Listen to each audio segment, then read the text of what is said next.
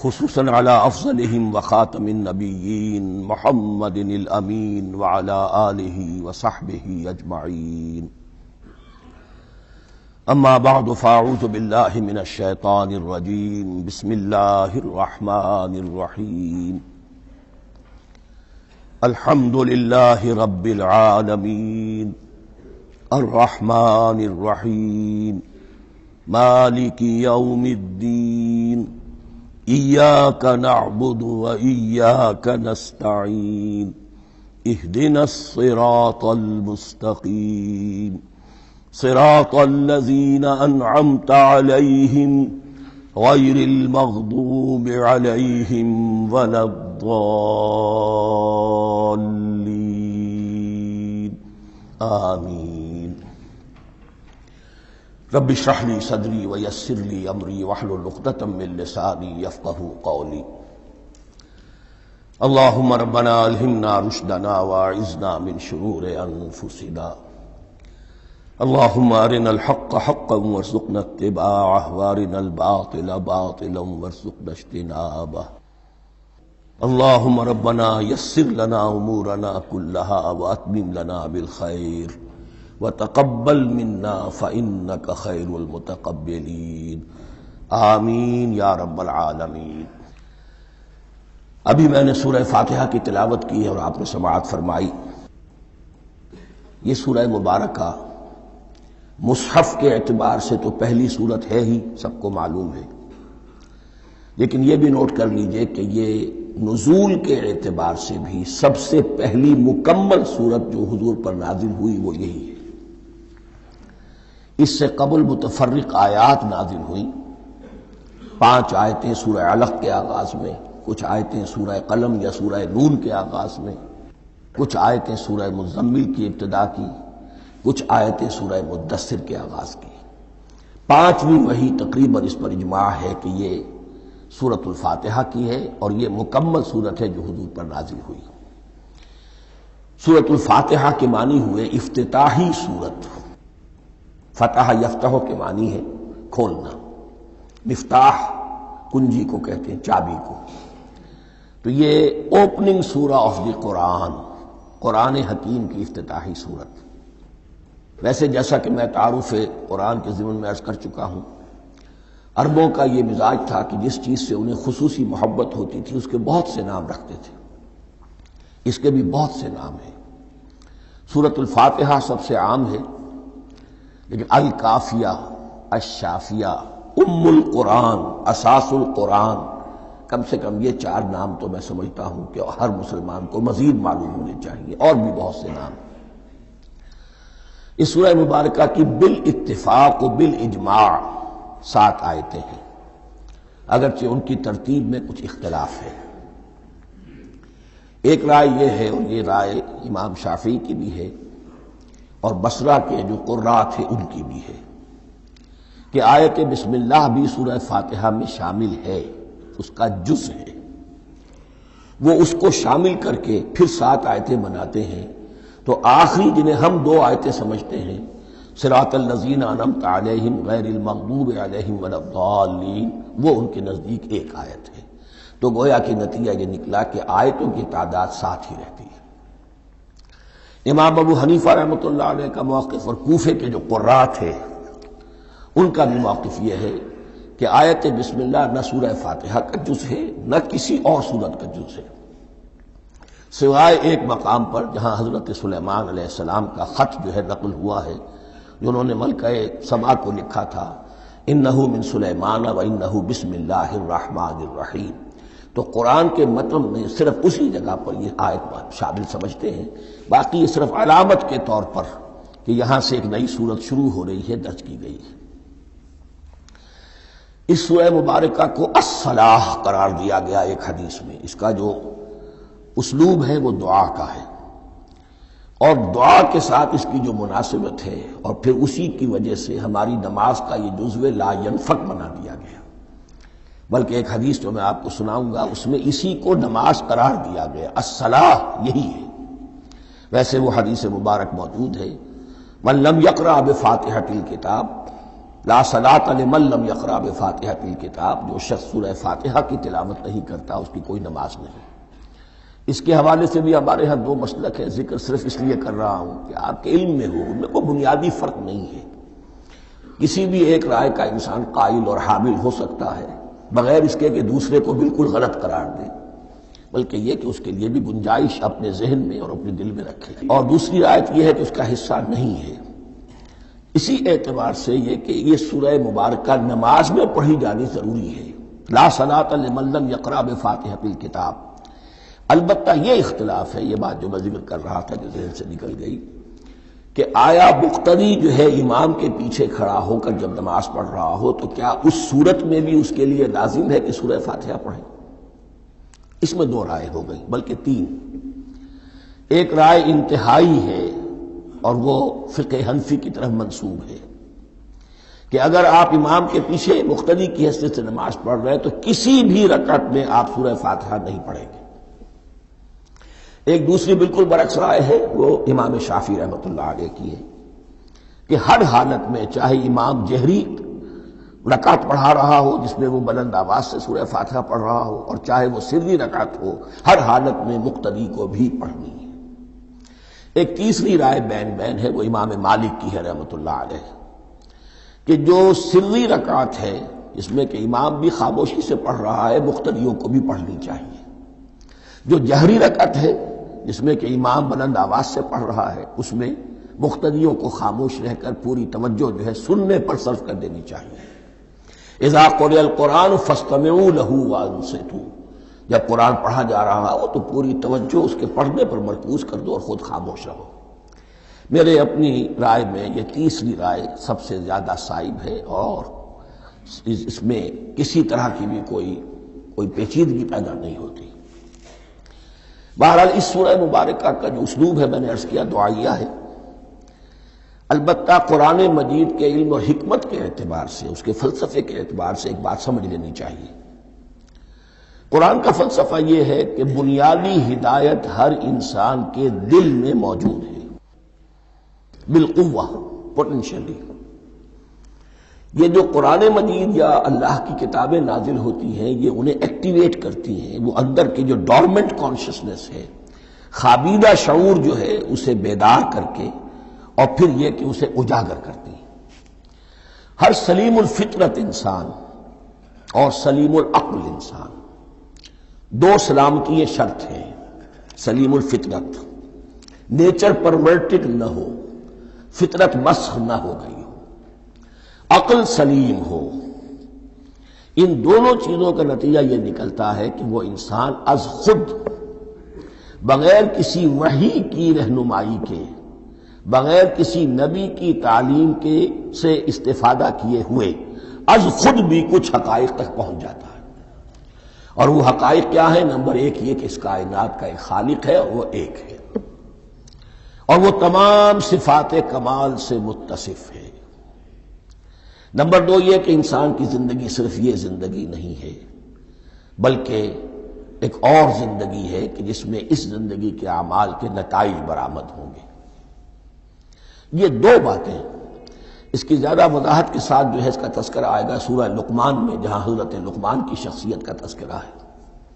لیکن یہاں صرف یہ بات سمجھ لیجئے کہ قرآن کا فلسفہ یہ ہے کہ ہر انسان میں، ہر فرد نوع بشر میں جو اپنی ولادت کے وقت مسلم ہوتا ہے، حضور کی حدیث ہے کل مولود یولد علی الفطرہ ابواہ یحودانہ او ینصرانہ او یمجسانہ، ہر بچہ نوع انسانی کا فطرت اسلام پر پیدا ہوتا ہے، وہ فطرت کے اندر وہ ہدایت ودیت ہے۔ اب اگر وہ فطرت بس نہیں ہوئی اور عقل جو ہے وہ صحیح رخ پر کام کر رہی ہے تو ان دو حقائق تک وہ انسان خود پہنچ جائے گا۔ لیکن ان دونوں حقائق تک پہنچنے کے بعد اب وہ دست بستہ دعا کرے گا کہ اے رب اب مزید ہدایت تو مجھے عطا فرما۔ ایک تو یہ کہ میں کیا کروں کیا نہ کروں، میری عقل اس میں ٹھوکر کھا سکتی ہے، میں کسی اچھی چیز کو بری سمجھ سکتا ہوں، کسی بری کو اچھی سمجھ سکتا ہوں، تو مجھے صحیح راستہ، صحیح راہ ہدایت پر چلا۔ یہ دعا ہے جو انسان کرتا ہے جبکہ وہ ایمان باللہ اور ایمان بالآخرہ تک خود پہنچ چکا ہوتا ہے، اور یہ سمجھتا ہے کہ صحیح زندگی کا رخ یہی ہے کہ جس رب کو میں نے پہچانا ہے کہ وہ اس کائنات کا خالق ہے اور مالک ہے اور رب ہے، میں اس کی بندگی کروں، اس کی اطاعت کروں، اس کا حکم مانوں، اس کے راستے پر چلوں۔ لیکن وہ راستہ کون سا ہے؟ اس کے لیے پھر دست بدعا ہوتا ہے کہ پروردگار تو میری رہنمائی فرما۔ یہ مقام ہے کہ جہاں آپ سمجھ لیجئے اپنے آپ کو بھی آج اس جگہ پر تصور کرتے ہوئے پھر اس سورہ مبارکہ کو پڑھیے کہ آپ اس مقام پر اللہ کے فضل و کرم سے پہنچ چکے ہیں کہ اللہ کو آپ نے پہچان لیا اور اس کی توحید کو جان لیا، اس کی جملہ صفات کمال سے آپ واقف ہو گئے۔ آپ یہ بھی جان گئے کہ بڑھ کر اس کے حضور میں حاضر ہونا ہے اور وہ حساب کتاب لے گا۔ پھر آپ نے یہ عہد بھی کر لیا کہ اب زندگی گزارنی ہے اس رب کی بندگی میں، اسی کی فرما برداری میں۔ اب یہاں کھڑے ہو کر آپ پوچھتے ہیں کہ اللہ مجھے وہ تفصیلی ہدایت عطا فرما، ایسا نہ ہو کہ کبھی میں کسی راستے پر چلتا ہوا کسی پگڈنڈی پر مڑ جاؤں اور وہ تھوڑی سی جو ڈیویشن ہو میرے راستے کی وہ میری عاقبت کو برباد کر دے۔ یک لحظہ غافل گشتم و صد سال راہم دور شد، اس لیے کہ ہوتا یہی ہے سیدھے راستے سے ذرا سی کوئی پگڈنڈی جو ہے تھوڑے سے اینگل پر نکلی ہے، لیکن جب چلتے جائیں گے آپ تو جتنا آگے بڑھیں گے اس پر، اس راہ صراط مستقیم سے آپ اتنے ہی زیادہ دور ہوتے چلے جائیں گے۔ یہ ہے قرآن مجید کی حکمت اور فلسفے کے اعتبار سے اس سورہ مبارکہ کا مقام۔ اب آئیے ہم بسم اللہ کرتے ہیں۔ بسم اللہ الرحمن الرحیم، شروع کرتا ہوں میں اللہ کے نام سے جو رحمان اور رحیم ہے۔ اس پر کچھ گفتگو ہو چکی ہے تعارف قرآن کے ضمن میں کہ رحمان اور رحیم دو نام ہیں کہ جو رحمت کے مادے سے نکلتے ہیں۔ رحمان میں اللہ تعالی کی رحمت کا جوش، ہیجانی کیفیت، طوفانی کیفیت، اور رحیم میں اللہ تعالی کی رحمت کا دوام اور تسلسل۔ یہ دونوں کیفیات اللہ کی رحمت میں بیک وقت موجود ہیں، جس کا ہم تصور نہیں کر سکتے۔ ہم سمندر کو دیکھتے ہیں، متلاطم سمندر ہے، اس میں ہیجان ہے، طوفان ہے۔ دریا کو دیکھتے ہیں کہ وہ سکون کے ساتھ چل رہا ہے، خاموشی سے چل رہا ہے، بہہ رہا ہے، بس تسلسل کے ساتھ بہہ رہا ہے۔ ہم ان دونوں کیفیات کو علیحدہ علیحدہ دیکھتے ہیں تو ہمارا ذہن ان دونوں کو بیک وقت اس کا تصور نہیں کر سکتا، تخیل ممکن نہیں۔ لیکن اللہ کی رحمت کی یہ دونوں شانیں مستقلاً ہر وقت موجود ہیں بیک وقت، اسی لیے ان دونوں کے درمیان کہیں حرف عطف نہیں آئے گا۔ بسم اللہ الرحمن الرحیم، الحمد للہ رب العالمین۔ کل حمد، اور حمد کو ذہن میں رکھ لیجئے، حمد مساوی ہے تعریف جمع شکر۔ عام طور پر ترجموں میں ایک لفظ لایا جاتا ہے، کل تعریف اللہ کے لیے، یہ کافی نہیں ہے۔ تعریف آپ کسی شے کی کر سکتے ہیں جس میں کوئی حسن ہے، خوبی ہے، کسی بھی اعتبار سے، خواہ آپ کو اس کے حسن و خوبی سے کوئی فائدہ حاصل نہیں ہو رہا۔ ایک پھول ہے، بہت خوبصورت ہے، بس ٹھیک ہے، خوبصورت ہے، آپ نے کہا، تعریف کر دی۔ شکر کرتے ہیں آپ اس شے کا جس سے آپ کو کوئی فائدہ پہنچا ہو، استفادہ ہوا ہو، آپ کی کوئی ضرورت پوری ہوئی ہو، آپ کی کوئی مشکل رفع ہوئی ہو۔ اور آپ دیکھیں گے کہ حمد میں یہ شکر کا پہلو غالب ہے۔ جتنی بھی دعائیں ہیں حضور سے منقول، شکر کے مقام پر وہاں حمد آتا ہے۔ بھوک لگی ہوئی تھی، کھانا کھایا، الحمدللہ الذی اطعمنی وسقانی۔ اب یہاں دیکھیے ترجمہ تعریف نہیں، شکر ہے اس اللہ کا جس نے مجھے کھلایا اور پلایا۔ آپ بیت الخلاء سے باہر آئے، نجاستیں آپ سے دور ہو گئیں، طبیعت میں انشراح ہوا، الحمدللہ الذی اذھب عنی الاذی وعافانی۔ وہ شکر ہے اس اللہ کا جس نے اذیت بخش چیزیں مجھ سے دور کر دیں اور مجھے عافیت بخشی۔ تو یہ الحمدللہ رب العالمین، اللہ تعالیٰ کا حسن و کمال اور حسن و جمال اپنی جگہ بھی اس انتہا کا ہے کہ جتنی تعریف اس کا حق ہے ہم کر ہی نہیں سکتے، لیکن اس کے احسانات اور انعامات ہم پر اتنے ہیں کہ ہم ان کو بھی گن نہیں سکتے۔ لہذا ایک ہی احصاء ہم نے کر دیا الف لام کے ساتھ، الحمدللہ رب العالمین۔ تمام تعریفیں اور کل شکر اللہ کے لیے ہیں کہ جو تمام جہانوں کا پروردگار ہے، رب ہے، مالک ہے۔ رب میں ایک مفہوم ہوتا ہے ربوبیت کا، اور اس میں مفہوم شامل ہوتا ہے تربیت کا، ربیانی صغیرہ۔ تو مالک ہونا اور تربیت دینا. آپ جس شے کے مالک ہوں گے آپ چاہیں گے اس میں بڑھوتری ہو، اس میں اضافہ ہو، وہ نشو و نما پائے. تو یہ دونوں چیزیں آپس میں ایک دوسرے کا جڑی ہوئی ہیں، پروردگار بھی اور مالک بھی. عام طور پر عربی میں رب کا لفظ مالک کے لیے آتا ہے، رب البیت، رب الدار، رب المال. تو مالک وہاں پر ظاہر بات ہے کہ اس سے مراد کیا ہے؟ مال والا، گھر والا، گھر کا مالک. تو کل شکر اور کل تعریف اس اللہ کے لیے ہے جو تمام جہانوں کا مالک بھی ہے اور پروردگار بھی ہے. الرحمن الرحیم، رحمان ہے اور رحیم ہے. اب دوبارہ اس کی میں وضاحت نہیں کروں گا. مالک یوم الدین، یوم دین کا مختار مطلق ہے.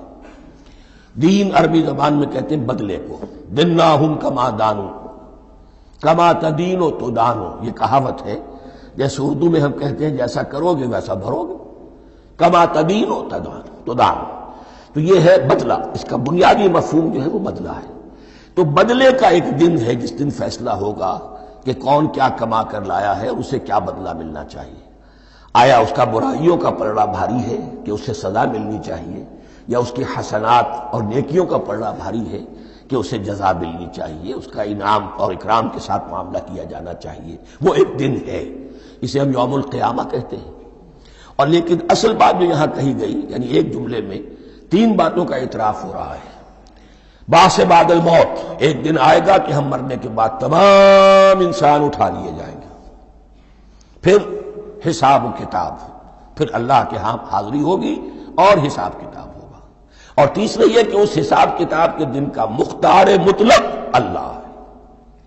یعنی کسی اور کو اپنے ذہن میں سہارا بنا کر آپ زندگی گزاریں کہ وہ مجھے چھڑا لے گا، یا وہ ہستی جو ہے اتنی زوردار ہے کہ وہ مجھے بچا لے گی. اس سے اپنے دل کو، اپنے ذہن کو بالکل پاک کر لیجئے. مالک یوم الدین ایک دوسری جگہ پر قرآن میں آیا ہے.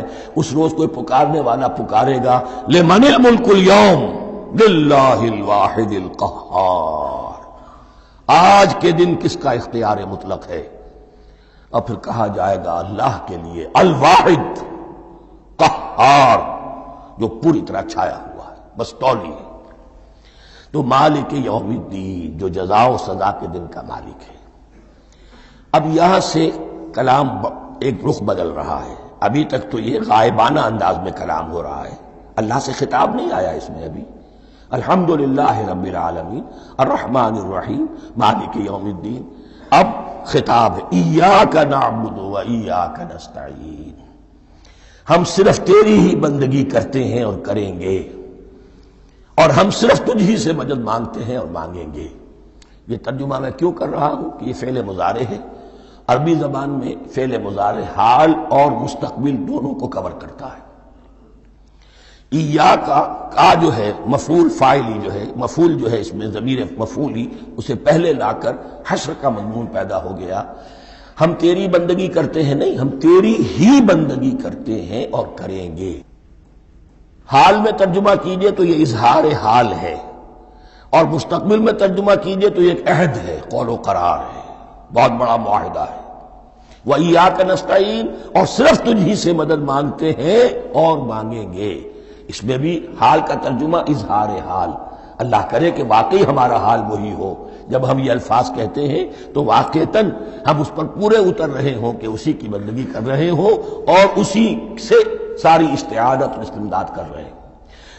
جہاں تک مستقبل کا تعلق ہے وہ پھر ایک عہد ہے. اہدنا الصراط المستقیم، یہ مقام وہ آ گیا کہ یہاں تک تو اے پروردگار ہم پہنچ گئے. تیرے فضل سے، تیرے کرم سے، فطرت سلیمہ بھی تیری عطا کردہ تھی، عقل سلیم بھی تیری ودیعت کردہ تھی. ان دونوں کی روشنی سے ہم یہاں تک تو پہنچ گئے. اب ہماری جو ضرورت ہے، احتیاج ہے، وہ کیا ہے؟ اہدنا الصراط المستقیم، ہدایت بخش ہمیں سیدھے راستے کی. یہاں 2 باتیں سمجھ لیجئے. انفرادی سطح پر انسان کے لیے نہ معلوم کتنے مرحلے آتے ہیں ہر روز کہ جس میں وہ ایک چھٹک کر کھڑا ہو جاتا ہے، یہ کروں یا یہ کروں. 2 آلٹرنیٹو سامنے آ رہے ہیں، فیصلہ کرنا مشکل ہو رہا ہے. قدم قدم پر ہدایت کی ضرورت ہے. اور اجتماعی طور پر نوع انسانی 3 بڑے بڑے تمدنی مسائل میں واقعہ یہ ہے کہ تسلیم کر لیا جانا چاہیے کہ عقل انسانی اس کو راستہ نہیں دکھا سکتی. عام معاشرتی سطح پر مرد اور عورت کے درمیان حقوق اور اختیارات کا کیا توازن ہو، ناممکن ہے، انسان طے نہیں کر سکتا۔ انسان یا مرد ہے یا عورت ہے۔ عورت سوچے گی اپنے لحاظ، اپنے جذبات کا، اپنے خیالات کا لحاظ رکھے گی، مرد کے جذبات و احساسات کا اس کا کوئی تصور ہی ممکن نہیں۔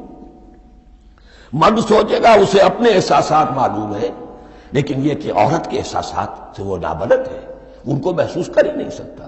لا محالہ وہ اپنے بارے میں وہ جو بھی نظام بنائے گا اس میں وہ اپنی بالادستی رکھے گا۔ وہ تو ایک ہی ہستی ہو سکتی ہے کہ جو دونوں کی خالق ہے، مرد کی بھی عورت کی بھی، اور اس کو دونوں سے محبت ہے، دونوں کا خیر خواہ ہے، دونوں کا رب ہے، دونوں کو پروان چڑھانا چاہتا ہے۔ اسی طرح فرد اور معاشرہ یا ریاست، حکومت اور ریاست ہمیشہ یہ چاہتی ہے کہ سارے اختیارات ہمارے ہاتھ میں آ جائیں، ٹوٹلیٹیرین سوسائٹی ہو، بس ہم حکم دیں اور لوگ اس پر چلیں۔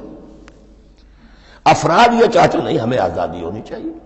اب آپ دیکھیے کہ دنیا میں کتنے جھگڑے چلتے ہیں اسی پر، فریڈم فریڈم فریڈم۔ وہ فریڈم واقعتاً اپنی جگہ پر ایک شے ہے، افراد کی آزادی ہونی چاہیے، لیکن افراد کی آزادی اتنی نہ ہو جائے کہ وہ مادر پدر آزاد ہو جائے، کوئی قانون، کوئی قاعدہ، کوئی اخلاقی، کوئی حدود اور قیود جو ہے ان کا پابند نہ رہے۔ تو اب کہاں ہے وہ نقطہ اعتدال کہ جس میں انسان کی انفرادی آزادی، انفرادی اختیار اور ادھر اجتماعی مصلحتیں جو ہیں ان کو بیلنس کیا جا سکے؟ انسان طے نہیں کر سکتا، صرف اللہ ہی اس کے لیے نظام دے سکتا ہے۔ تیسرا مسئلہ ہے سرمایہ اور محنت، اس میں کیا توازن ہو؟ سرمایہ اور محنت دونوں مل کر کچھ بنا رہے ہیں، کچھ پروڈیوس کر رہے ہیں۔ اب اس میں نفع جو ہوا ہے اس میں سرمایہ کا کتنا حصہ ہونا چاہیے اور لیبر کا کتنا ہونا چاہیے، کون طے کر سکتا؟ اس کے لیے بھی کہ ایسا نہ ہو کہ سرمایہ داری جو ہے آکاش بیل بن کر پورے معاشرے پر چھا جائے، اور غریب بیچارہ، مزدور بیچارہ، کاشتکار بیچارہ وہ گویا کہ چکی کے دو پارٹوں میں پس کر رہ جائے، اس کی کوئی حیثیت نہ رہ جائے۔ لیکن یہ کہ دوسری طرف اگر یہ کہ مزدور کا جو حق ہے اس سے زیادہ اس کو دے دیا جائے تو سرمایہ جو ہے وہ سکڑ جائے گا، شائی ہو جائے گا، وہ پھر میدان میں نہیں آئے گا۔ کیا کیا جائے؟ کون سا نقطہ عدل و اعتدال ہے؟ یہ تین مسائل ایسے ہیں، اہدنا الصراط المستقیم۔ تو یوں سمجھیے کہ ایک جو بنیادی ہدایت تھی، ایک اللہ کو پہچان لینا، یہ جان لینا کہ کل حسن و جمال اور تمام انعام و اکرام کا منبع اس کی ذات ہے، وہ رحمان ہے اور رحیم ہے، اور یہ جان لینا کہ مرنے کے بعد جی اٹھنا ہے، حساب کتاب ہے، فیصلہ ہوگا جزا و سزا کا، اور مختار مطلق اس دن کا اللہ ہے۔ پھر یہ عہد کر لینا ایاک نعبد و ایاک نستعین۔ اس کے بعد دعا، پروردگار ہمیں ہدایت پر قائم رکھ، ہماری ہدایت میں اضافہ فرما۔ اس ہدایت کے لفظ کو سمجھ لیجئے، بنیادی ہدایت، تفصیلی ہدایت، قدم قدم پر ہدایت، ہدایت پر ہدایت۔ والذین اہتدوا زادہم ھدی، جو لوگ ہدایت کے راستے پر آتے ہیں اللہ ان کی ہدایت میں اضافہ کرتا ہے۔ تو یہ قدم قدم پر ہمیں ہدایت کی ضرورت ہے اور مرحلہ وار ضرورت ہے۔ ہدایت اس کو بھی کہتے ہیں کہ کسی نے آپ سے کوئی پتہ پوچھا، آپ نے کہا ادھر جانا، پھر دوسری گلی میں مڑنا، پھر جانا دو تین لائٹیں چلے جانا، پھر مڑنا، وغیرہ وغیرہ، یہ بھی ہدایت ہے، نظری طور پر آپ نے بتایا ہے۔ ایک ہدایت یہ ہوئی کہ بھائی میں چلتا ہوں آپ کے ساتھ، میں آپ کو وہاں تک پہنچا دوں گا تاکہ آپ کو دقت نہ ہو، آپ نے منزل تک پہنچا دیا۔ ان دونوں کے درمیان، یہ تو میں نے ایک فرد کی مثال دی ہے، اللہ اور بندے کے درمیان نہ معلوم کتنے مراحل ہیں ہدایت کے۔ تو کسی وقت بھی انسان اپنے آپ کو ہدایت خداوندی سے مستغنا نہیں سمجھ سکتا، اور نہیں تو پروردگار جو ہدایت دی ہے اس کو ہدایت پر قائم رکھ۔ کیا پتہ شیطان کا کوئی حملہ، کیا پتہ ہمارے نفس کی کوئی شرارت کسی ایسے رخ پر ہمیں ڈال دے کہ اب تک کی ساری کمائی بھی ضائع ہو جائے۔ لہذا یہ نہ سمجھیے کہ جب یہ ساری چیزیں ان کو معلوم تھی، ان چیزوں کا تو اقرار کر رہے تو اب ہدایت کون سی مانگ رہے ہیں؟ تو ہدایت کا تو بڑا میدان کھلا ہوا ہے، اور اس ہدایت کی وہ جو میں نے آخری شکل آپ کو بتائی ہے کہ منزل مقصود تک پہنچا دے، یہ ہدایت بھی قرآن مجید میں اس معنی میں بھی لفظ آیا ہے کہ اہل جنت جب جنت میں داخل ہوں گے تو جو ترانہ حمد ان کی زبان پر اس وقت ہوگا وہ کیا ہے؟ الحمدللہ الذی ہدانا لہذا وما کننا لنہتدی لولا ان ہدانا اللہ۔ کل شکر صلی اللہ کا جس نے ہمیں یہاں تک پہنچا دیا، ہدایت دی یہاں تک پہنچا دیا، اور ہم ہرگز نہ پہنچ پاتے، ہم ہرگز ہدایت یافتہ نہ ہو سکتے اگر اللہ ہی ہمیں ہدایت نہ دیتا۔ اہدنا الصراط المستقیم، سیدھا راستہ، صراط الذین انعمت علیہم، اب اس کی مزید وضاحت ہے، راستہ اس کا ان لوگوں کا جن پر تیرا انعام ہوا۔ یہ کون لوگ ہیں؟ اس کی وضاحت آپ کو ملے گی سورہ نساء میں، من یطع اللہ والرسول فاولئک مع الذین انعم اللہ علیہم من النبیین والصدیقین والشہداء والصالحین۔ چار طبقات ہیں منعم علیہم جن پر اللہ کا انعام ہوا ہے۔ چوٹی پر انبیاء کرام، اس کے بعد صدیقین کرام، اس کے بعد شہداء عظام، اس کے بعد عام صالح مسلمان، صالح ہو۔ یہ بیس لائن ہے، اس سے اوپر کا درجہ شہداء کا ہے، اس سے اوپر کا درجہ صدیقین کا ہے، اور پھر اس سے اوپر کا درجہ انبیاء کا ہے۔ انبیاء میں سے پھر وہ بھی ہوتے ہیں کہ جو اولو العزم میں من الرسل ہیں، لیکن یہ چار طبقات ہیں، ان کے راستے پر ہمیں چلا۔ غیر المغضوب علیہم ولا الضالین، جو مغضوب علیہم نہیں ہوئے، جن پر تیرا غضب نہیں ہوا، اور غضب ہوتا ہے ان پر کہ جو ہدایت کے واضح ہونے کے بعد ہدایت کو ترک کر دیں، وہ ہے مغضوب علیہم۔ جنہیں ہدایت مل گئی ہو، ہدایت کو پہچان لیا ہو، پھر اپنی شرارت نفس کی وجہ سے، اپنی نفسانیت کی وجہ سے، اپنے تکبر کی وجہ سے، اپنے حسد کی وجہ سے وہ اس حق کو رد کر دیں، اس کو ترک کر دیں، ان پر اللہ کا غضب آتا ہے۔ اور اس میں اس کی بہت بڑی مثال تاریخ کے اعتبار سے یہودی ہیں۔ اللہ نے انہیں ہدایت دی، کتابیں عطا کی، تورات، انجیل، زبور، سینکڑوں نبی ان میں مبعوث کیے، 1400 برس تک نبوت کا تار ٹوٹا ہی نہیں، مسلسل۔ ابتدا میں بھی 2 نبی، موسیٰ اور ہارون، اور اختتام پر بھی 2 نبی، عیسیٰ اور یحییٰ علیہم السلام، اور ان کے مابین کوئی لمحہ نہیں آیا ہے تاریخ بنی اسرائیل میں جبکہ کوئی نہ کوئی نبی موجود نہ ہو۔ لیکن انہوں نے اپنی شرارت نفس کی وجہ سے ہدایت تورات سے بھی منہ موڑا، اور پھر سب سے بڑی بات یہ کہ ہدایت محمدی سے، ہدایت قرآنی سے بھی صلی اللہ علیہ وسلم منہ موڑا، وہ ہے مغضوب علیہم ولا الضالین، اور نہ ہی گمراہ ہوئے۔ یہ لفظ جو آتا ہے عربی زبان میں گمراہ کا بھی ہے اور تلاش حق میں بھٹکنے والے کا بھی ہے۔ ایک وہ شخص ہے جس پر حق ابھی واضح نہیں ہوا، وہ تلاش میں ہے، اس کے لیے بھی ضال کا لفظ آئے گا۔ اسی طرح کوئی شخص کسی کے عشق اور محبت میں ایسا ہو جائے، دیوانہ ہو جائے، اس کو بھی ضال کہتے ہیں، یعنی اس کے اوپر جذبات کا اتنا غلبہ ہو گیا ہے کسی کی محبت اور عشق کی بنا پر۔ تو حضور کے لیے یہ لفظ آیا ہے وَوَجَدَكَ ضَالًّا فَهَدَىٰ، اور یہ تو سورۃ الضحیٰ ہے، اکثر بیشتر لوگوں کو یاد ہوگی۔ تو یہ جو ضال کا لفظ ہے، اس میں سمجھ لیجئے ضروری نہیں ہے کہ وہ گمراہ ہو، بلکہ وہ بھی کہ جو ابھی راہ ہدایت کی طلب میں، اس کے حصول کے لیے اس کی تلاش میں کوشاں ہیں، اور وہ بھی کہ جو کسی مغالطے کی وجہ سے حق سے منحرف ہو جائے۔ یہ بھی جان لیجئے کہ ایک ہے بدنیتی، تکبر، حسد، حق کو جان کر پہچان کر رد کر دینا یا چھوڑ دینا یا ترک کر دینا، ایک ہے کسی غلطی میں، کسی جذبات کے اندر آ کر، کسی غلو کے اندر مبتلا ہو کر اور حق سے منحرف ہو جانا۔ اس کی جو سب سے بڑی مثال ہے وہ نصارہ ہے، عیسائی ہے۔ حضرت مسیح کو انہوں نے مانا لیکن غلو کیا، یہ لفظ آئے گا آگے، لا تغلو فی دینکم، اپنے دین میں غلو نہ کرو۔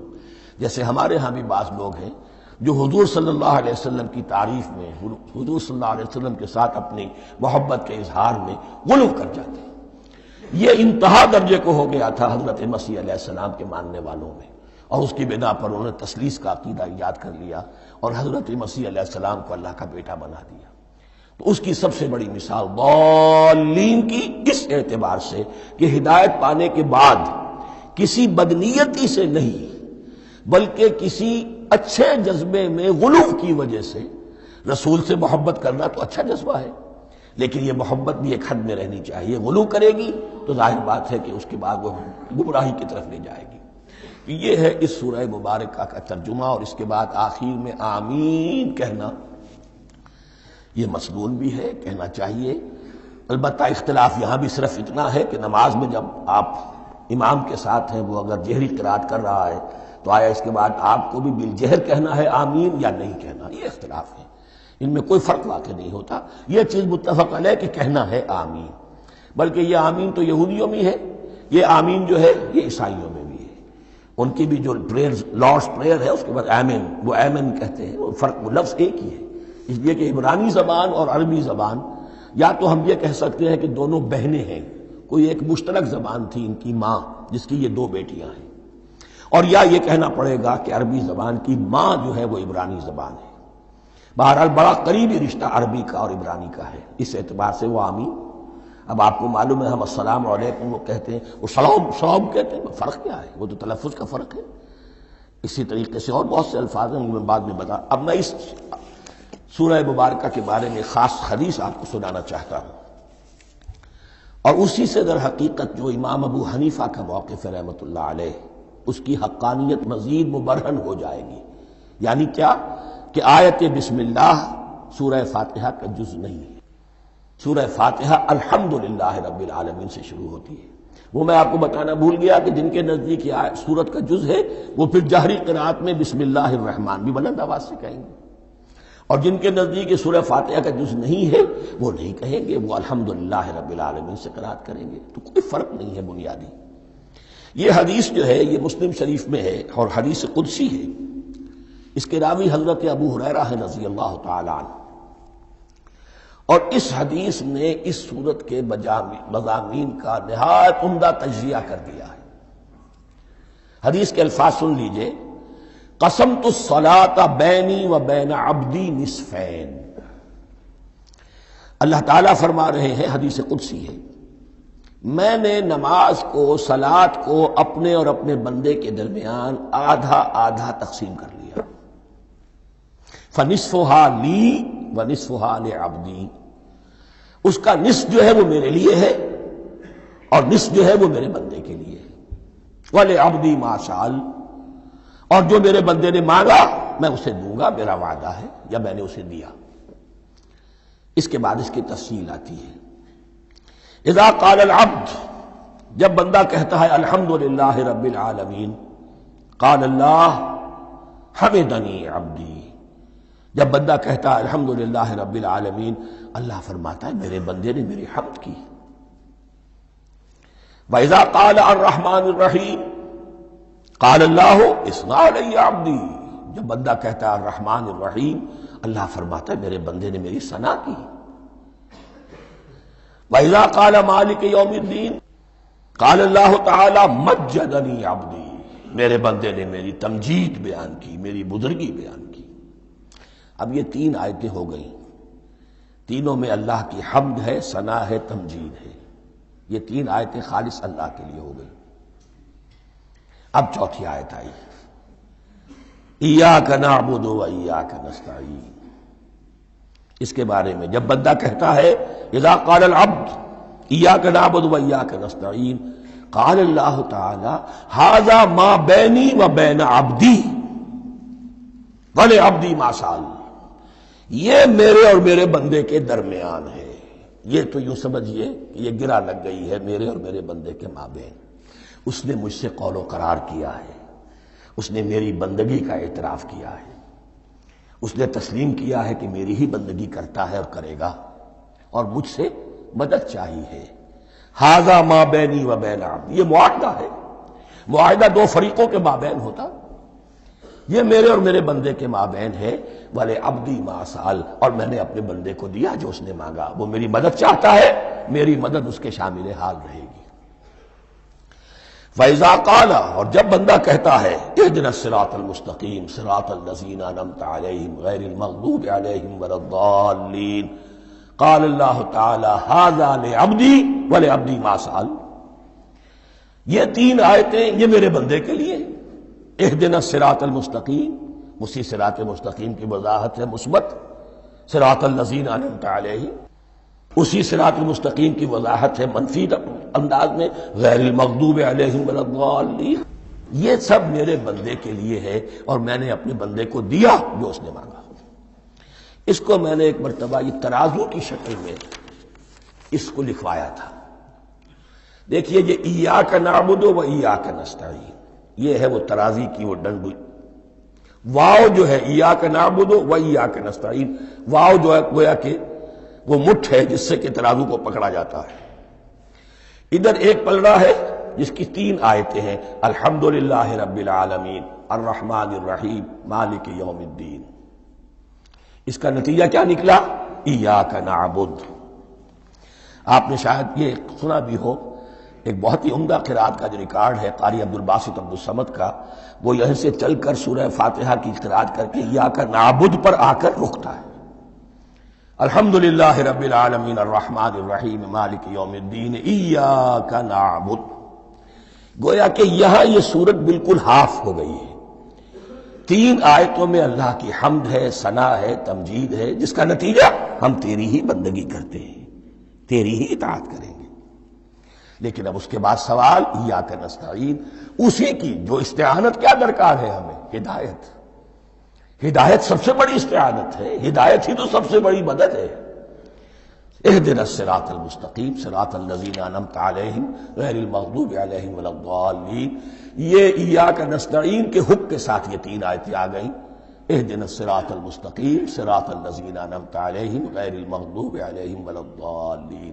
قسمت الصلاۃ بینی و بین عبدی نصفین فنصفها لی ونصفها لعبدی ولعبدی ما سأل۔ اللہ تعالیٰ اس سورہ فاتحہ کا جو اصل مفہوم ہے وہ بھی ہمارے ذہنوں پر، ہمارے شعور کی سطح پر اسے اجاگر کیے رکھے، ہمیں توفیق دے کہ جب بھی پڑھیں، جب بھی سنیں تو وہ کیفیت اگر ہو جائے۔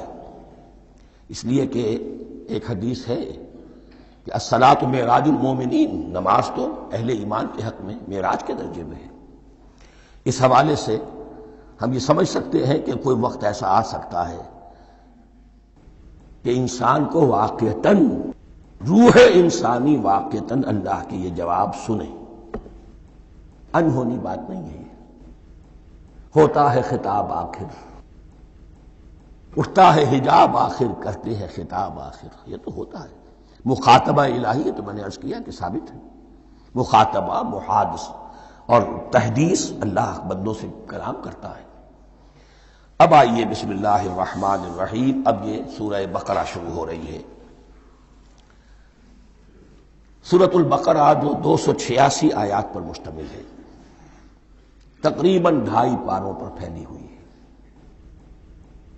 ہر شخص جانتا ہے کہ یہ قرآن حکیم کی حجم کے اعتبار سے سب سے بڑی سورت ہے، لیکن یہ معاملہ صرف حجم کا نہیں ہے۔ نبی اکرم صلی اللہ علیہ وسلم نے اسے سنام القرآن قرار دیا ہے۔ آپ نے فرمایا لکل شیء سنام، ہر چیز کی ایک چوٹی ہوتی ہے، جیسے اونٹ کا کوہان ہوتا ہے۔ وسنام القرآن البقرہ، سنام القرآن، قرآن کی چوٹی جو ہے وہ سورۃ البقرہ ہے۔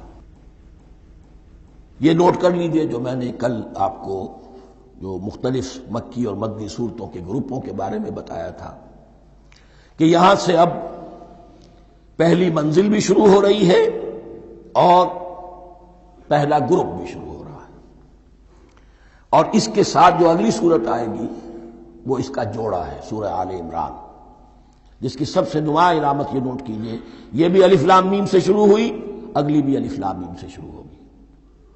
اس کے بعد 2 صورتیں مدنی اور ہیں، لیکن ان دونوں میں نہ حروف مقطعات ہے، نہ کوئی اور تمہیدی کلام ہے، براہ راست خطاب۔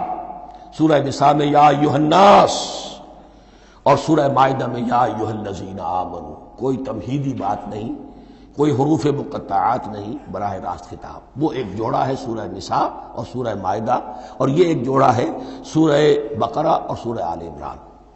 سورہ بقرہ اور سورہ آل عمران کو نبی اکرم صلی اللہ علیہ وسلم نے الزہراوین بھی قرار دیا ہے۔ زہرا کہتے ہیں بڑی روشن چیز کو، یہ حضرت فاطمہ رضی اللہ تعالی عنہا کے نام کے ساتھ آتا ہے، فاطمۃ الزہراء، تو زہرا بہت روشن، دمکتی ہوئی شے۔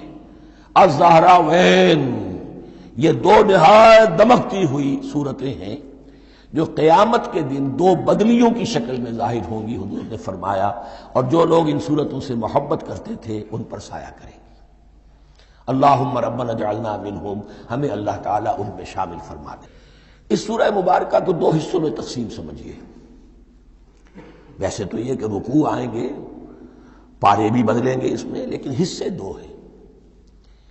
پہلے حصے میں اصل روح سخن سابقہ امت مسلمہ سے ہے، یہود سے، بنی اسرائیل سے۔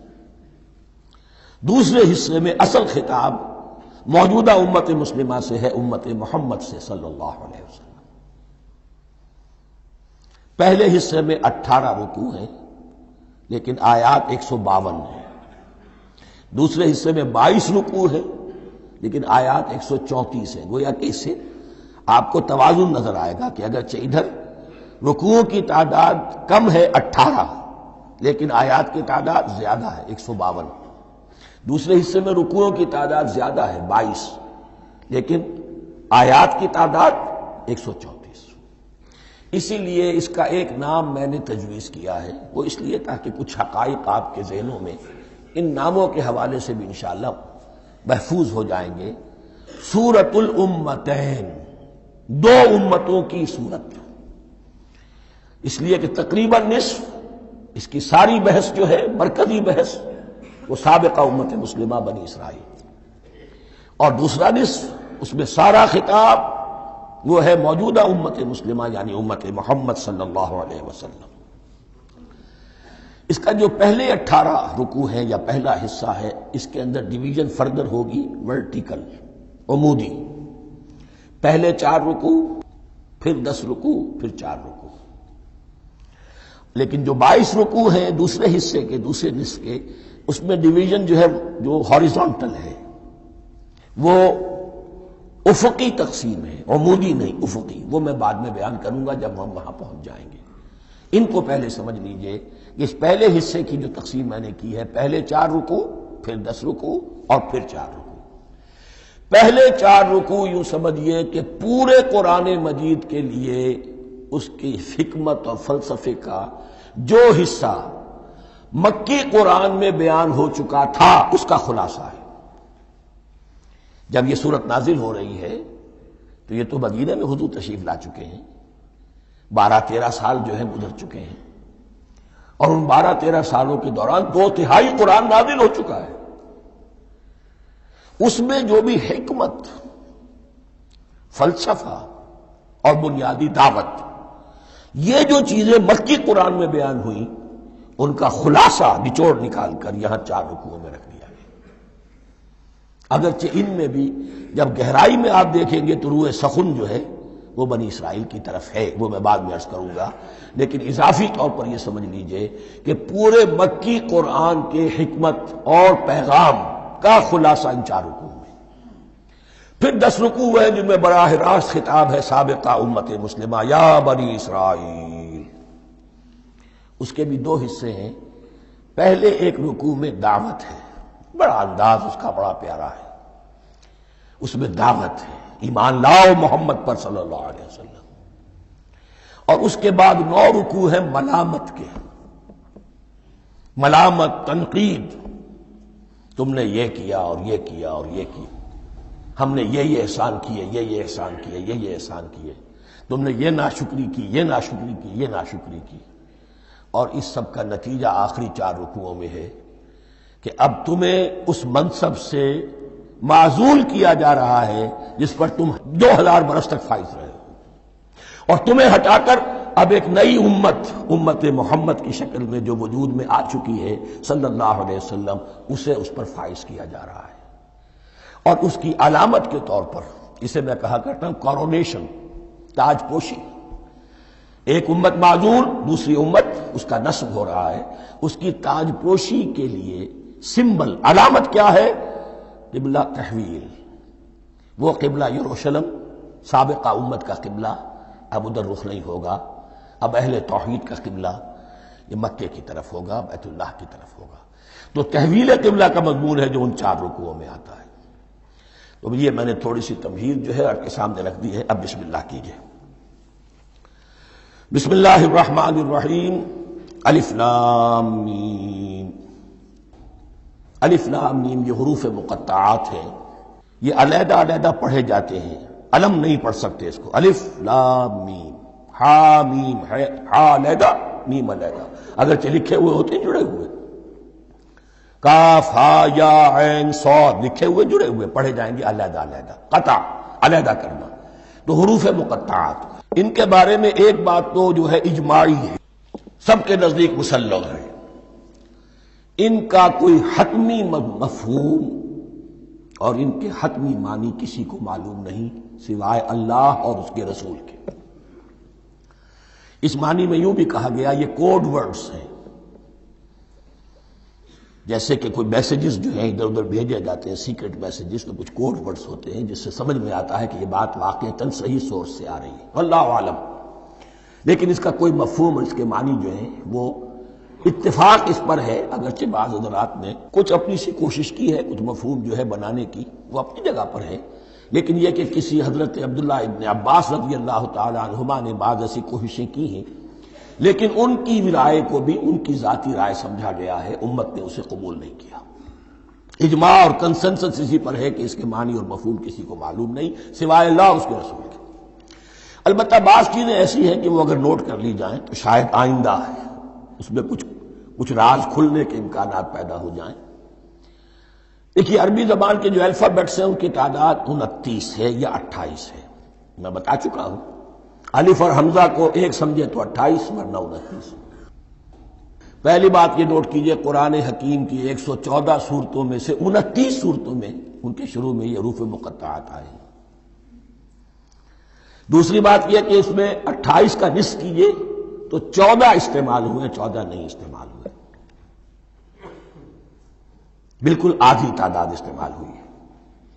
تیسرے یہ کہ جو شروع اور آخر اور درمیان 3 حصوں میں تقسیم کر دیجئے آپ، 9 9 9 پنواڑی 27، ایک طرف 10 رہ جائیں گے۔ پہلے حصے میں سے بہت کم حروف لیے گئے، بہت کم، آخری حصے کے تقریباً تمام حروف ہیں تقریباً۔ درمیانی حصہ وہ ہے کہ جس میں آپ نے دیکھا ہے کہ عربی میں جوڑوں کی شکل میں ہے، صاد ضاد، فرق کیا ہے نقطے کا، سین شین، فرق کیا ہے نقطوں کا، را زا، فرق کیا ہے نقطے کا۔ تو جو بھی نقطے والا لفظ ہے وہ نہیں لیا گیا، اور جو بغیر نقطے کے غیر منقوط ہے وہ لیا گیا۔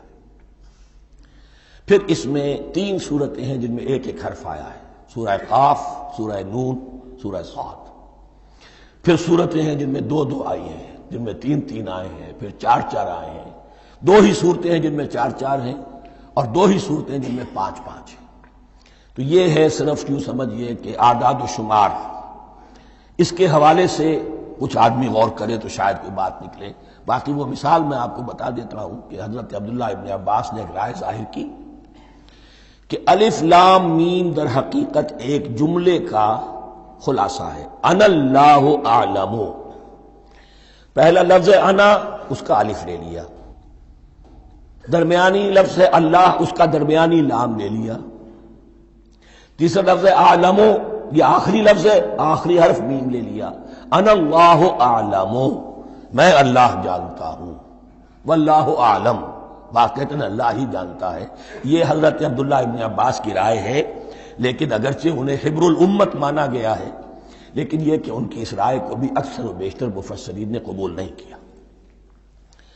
اب جو پہلے 2 رکوع ہیں اس سورہ بقرہ کے، ان کے بارے میں تعویل عام اور تعویل خاص کا ایک بڑا بنیادی فرق ہے جو نوٹ کر لینا چاہیے۔